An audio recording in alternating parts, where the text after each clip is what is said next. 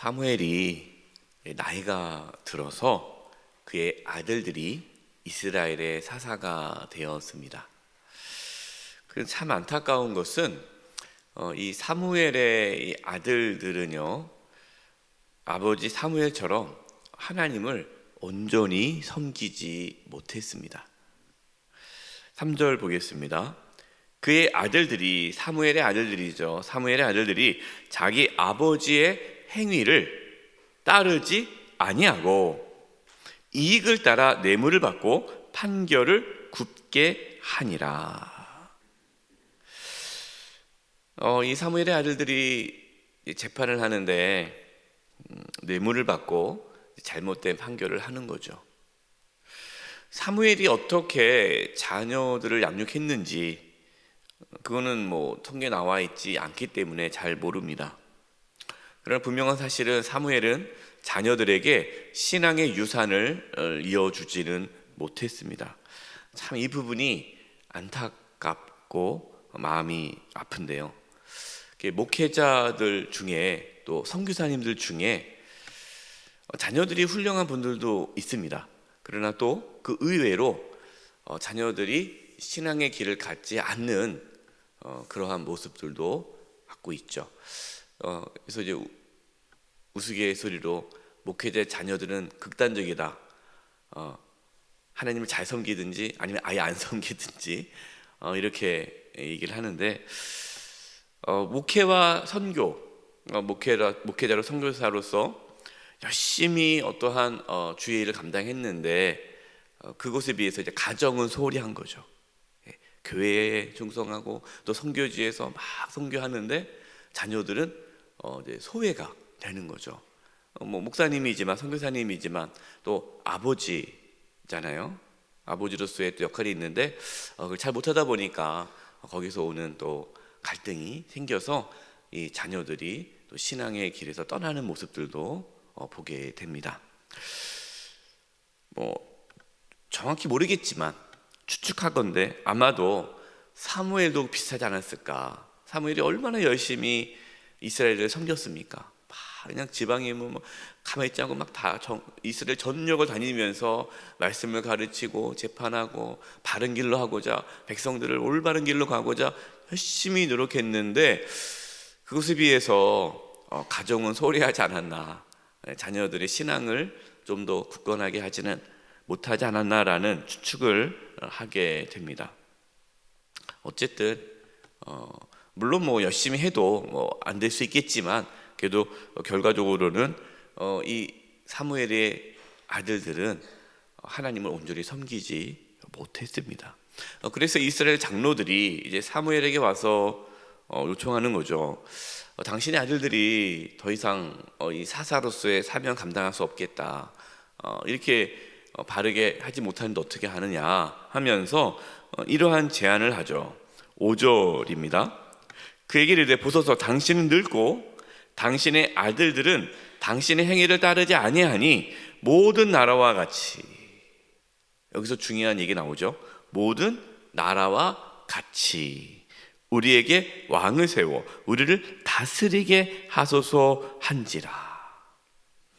여러분, 지금 이 이스라엘 장로들의 생각이 어떻습니까? 불합리합니까? 불합리하지 않아요. 상당히 합리적이에요. 그렇지 않습니까? 지금 이 사무엘 아들들이 나쁜 길을 걸어가고 있는데 어떻게 맡깁니까? 그럼 또 다른 뭔가 지도자를 세워야 되는데 지금 모든 나라들은 다 왕이 있어요. 왕. 그러니까 모든 나라들은 왕이 있어서 그 왕 중심으로 나라를 잘 다스리고 든든하게 세우고 아주 이렇게 큰 부강한 나라가 되는데 왜 우리는 왕이 없냐? 그러니까 우리도 이번 기회에 모든 다른 나라와 같이 왕을 세우자라는 생각을 한 거예요. 그럼 이것은요 상당히 합리적인 거예요. 전혀 불합리하지 않아요. 그런데 여러분, 이것이 합리적이지만 잘못된 방향으로 가고 있다라는 것이죠. 왜 그렇습니까? 이스라엘은 어떤 나라예요? 거룩한 나라입니다. 여러분, 거룩의 단어가 의미가 뭐죠? 구별이에요. 구별이 뭡니까? 다름이죠. 달라야 되는 거예요. 그런데 지금 장로들의 생각은 뭡니까? 모든 나라와 같이, 그러니까 이 구별이 없어지는 거예요. 다름이 없어지는 거예요. 똑같이 가겠다라는 거죠. 예.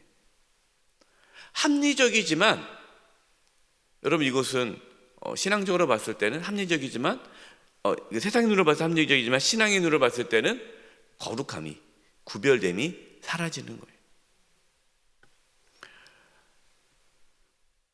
혹시 우리도 세상 사람들처럼 살아가려고 하지 않습니까? 목사님, 세상 사람 다 그렇게 살아가요. 목사님 너무 그렇게 유별나게 말씀하지 마세요. 우리가 어떻게 말씀대로 삽니까? 우리가 세상에 살고 있는데 세상 사람들처럼 살아야죠. 상당히 합리적이죠. 합리적이지만 여러분, 우리는 그렇게 살아서는 안 되죠. 왜? 우리는 거룩한 하나님의 자녀 아닙니까? 구별되어야 되는 거예요. 다르게 살아가야 되기 때문에 우리가 세상 사람들과 같이 살아가서는 안 되는 거죠. 물론 여러분, 우리가 상식적으로는 살아야 됩니다. 그래서 오해하지 마세요. 그러면은 비상식적으로 전혀 일반 세상 사람들과 다르게 살라는 것이 비상식적으로 살라는 게 아니에요. 아프면 병원 가야죠. 아픈데 나는 병원 안 갈 거야. 난 약도 안 먹어. 나는 구별된 사람이야. 나는 기도하면 날 거야. 여러분, 그것은 안 되죠. 상식적으로 우리는 살아가야 합니다. 그러나 상식적으로 살아가야 하지만 구별된 삶을 살아야 돼요. 거룩한 삶을 살아야 돼요. 이게 참 어렵습니다. 그럼 이게 어디서부터 이게 상식적으로 살아가고 어느 부분에서 이게 구별되고 살아간다는 것이 어렵죠. 그러니까 분별을 해야 되겠죠. 하나님 말씀을 통해서 우리가 분별된 삶을 살아가야 합니다. 교회도 마찬가지예요. 여러분, 교회가요, 세상과 똑같이 살아가면 안 되죠. 세상의 조직들은 어떻습니까? 세상의 일반 조직들은 누가 이끌어가죠? 세상의 조직은 조직이 이끌어가는 거죠. 예. 조직이 이게 회의를 통해서, 이사회를 통해서 결정하고, 세상적인 어떠한 여러 가지 기준 조사를 통해서 이렇게 나아가는 겁니다. 근데 교회는요, 그렇지 않죠. 교회는 일반 세상 조직이 아니잖아요. 그렇기 때문에 어떻게 해야 됩니까? 기도해야 되는 거예요. 하나님께서 이끌어 가셔야 되기 때문에, 그래서 교회 공동체는 기도를 해야 되는 거예요. 하나님이 이끌어 가셔야 되니까. 물론 여러분, 그렇다고 교회 안에 회의가 없습니까? 있죠. 당회가 있고 재직회가 있고 공동의회가 있고 조직이 있죠. 회의를 하죠. 그러나 당회와 재직회와 공동의회와 우리 모든 교회 공동체 우리 성도들이 뭐 해야 됩니까? 기도해야 되는 거죠. 기도하면서 하나님 뜻을 찾아가는, 그것이 세상과 다른 공동체의 모습이죠. 그래서 교회가 기도하지 않으면요, 교회는 세상과 똑같이 흘러갑니다. 그건 잘못된 거죠. 하나님께서 이끌어갈 수 있도록 기도와 말씀이 충만한 우리 교회가 될 수 있기를 바랍니다. 그래서 우리가 열심히 기도하는 거예요. 6절입니다. 우리에게 왕을 주어 우리를 다스리게 하라 했을 때에 사무엘이 그것을 기뻐하지 아니하여 여호와께 기도하네. 자, 사무엘은 왕을 세워달라는 이 장로들의 요청을 기뻐하지 않았습니다. 기뻐하지 않았어요. 그러면 사무엘이 어떻게 말할 수 있어요? 그것은 옳지 않습니다. 본인이 기뻐하지 않아, 내가 싫은 거예요. 그러니까 하지 말라고, 안 됩니다. 그렇게 할 수 있잖아요. 근데 사무엘은 어떻습니까? 그렇게 하지 않아요. 하나님께 뭐 합니까? 기도합니다. 여러분, 우리가 어떤 일을 결정할 때 자기가 기준이 돼서는 안 돼요. 어떤 분들은 자기가 기준이에요. 내가 싫으면 안 해요. 내가 좋으면 하고, 그리고 특별히 내가 어떠한 결정하는 위치에 있을 때 내가 싫으면 안 해요. 그거 하지 말라고, 그거 안 된다고. 왜요? 그러면은 본인의 기준에 따라 안 된다는 거예요. 본인의 기준. 내가 좋으면 좋은 거고 내가 싫으면 싫은 거예요. 여러분, 그것은 엄청나게 잘못된 태도예요. 우리는 어떻게 해야 됩니까? 내가 싫어요, 내가 좋아하지 않아요. 그래도 뭐 해야 돼요? 기도해야 합니다. 기도. 하나님, 이런데 어떻게 해야 할까요? 여러분, 우리가 하나님의 인도함을 받는 것은요, 내가 좋고 싫음에 따라 결정하는 것이 아니라 하나님께 맡기는 거예요. 그래서 기도해야 되는 거죠. 내가 좋아도 하나님 하지 말라면 하지 말아야 되고, 내가 싫어도 하나님이 하라면 해야 되는 거. 여러분, 그것이 하나님의 자녀인 백성이 거룩한 자의 삶의 모습이죠. 그러니까 사무엘이 훌륭한 것은요, 하나님께 기도한 겁니다. 저와 여러분도 사무엘처럼 자신이 어떠한 기준이 되지 말고, 자신이 어떤 결정의 기준자가 되지 말고 하나님 앞에 물어볼 수 있기를 바랍니다. 하나님께 물어보셔야 돼요. 기도하셔야 돼요. 7절입니다. 여호와께 사무엘에게 이르시되 백성이 내게 한 말을 다 들으라. 이는 그들이 너를 버림이 아니요 나를 버려 자기들의 왕이 되지 못하게 함이니라. 하나님께서는 이스라엘 백성들이 왕을 구하는 것은 왕이신 하나님, 나를 버리는 것이다 라고 말씀합니다. 여러분, 지금 이스라엘의 왕이 계십니까? 안 계십니까? 왕이 계시죠. 왕이 누구세요? 하나님이세요. 하나님이 왕이신데 왕을 또 구하는 거예요. 하나님은 왕으로 인정하지 않는 거죠. 8절입니다. 내가 그들을 애굽에서 인도해 낸 날부터 오늘까지 그들이 모든 행사로 나를 버리고 다른 신들을 섬김같이 내게도 그리 하는도다. 이스라엘 백성들이 애굽에서 나오고 이후로부터 하나님께서 애굽에 나오게 하셨잖아요. 그 이후로부터 지금까지 계속해서 하나님을 왕으로 섬기지 않았다. 여러분, 이스라엘 역사를 보세요. 광야 40년 동안 얼마나 불평하며 원망하며 하나님을 대적합니까? 하나님 인정하지 않잖아요.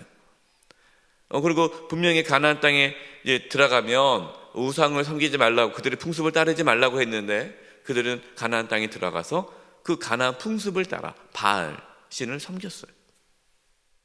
우상을 섬겼어요. 지금 여러분은 하나님을 왕으로 섬기고 있습니까?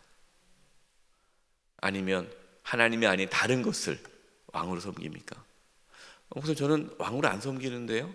여러분, 이 왕이 뭐냐면요, 나를 다스리는 거예요. 어떤 사람은 돈의 다스림을 받아요. 돈이 기준인 거죠. 돈. 지금 여러분, 많은 현대인들의 관심은 돈이죠. 돈이 꽉 붙잡고 있어요. 돈이 다스리고 있는 거예요. 돈이 주인인 거예요. 돈이 왕이에요. 어떤 사람은 명예, 어떤 사람은 자식, 자녀가 왕인 거예요. 자녀, 그냥 오로지 자녀. 신앙생활 하는 이유도 자녀. 모든 게 다 자녀. 자녀를 빼면 그냥 무너지는 거예요. 그 사람에게 왕은 자녀죠.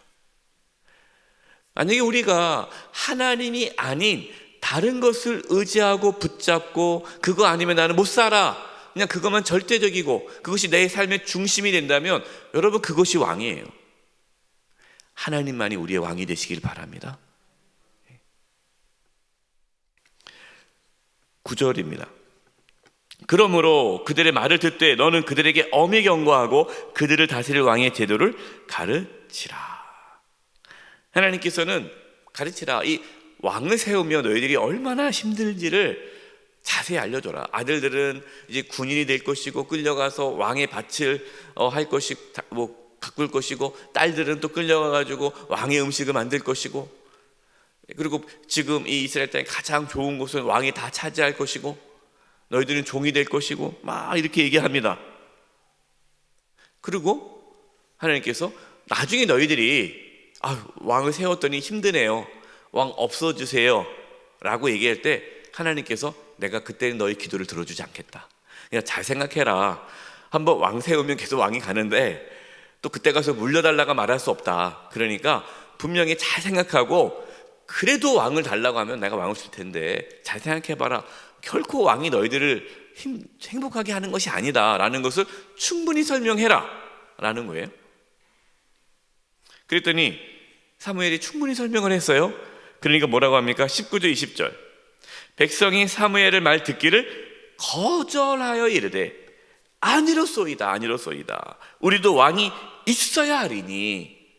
20절 보십시오. 우리도 다른 나라들과 같이. 똑같이 얘기하죠. 그냥 계속해서 얘기하는 거예요. 우리도 다른 나라들과 같이. 그러니까 구별된 나라, 거룩한 나라임을 포기하겠다라는 거예요. 우리 왕이 우리를 다스리며 우리 앞에 나가서 우리의 싸움을 싸워야 할 것이니라 하는지라. 백성들은 하나님 말씀을 듣지 않아요. 하나님께서는 좋은 것을 말씀하시는데 그것을 거절합니다. 아니에요. 이게 맞아요, 이게. 이제 그런 분들이 있어요. 하나님께서는 이걸 원하시는데 이게 좋겠다 하는데 그래서 응답하지 않는 겁니다. 하나님 이거 해주세요, 이거 해주세요, 이거 해주세요. 근데 하나님께서 응답해주지 않아요. 왜? 그거보다 이게 나을 것 같으니까. 근데 어거지로 우기시는 분들이 있어요. 아니에요, 하나님. 아니에요. 내 생각에 이게 맞아요. 이거대로 해주세요. 그냥 하나님 그냥 내 말대로 좀 들어주세요. 그냥 내가 하는 대로 그냥 해주세요. 이렇게 그냥 우기는 분들이 있어요. 여러분, 그분의 삶은요 참 험악합니다. 험악한 삶을 살아요.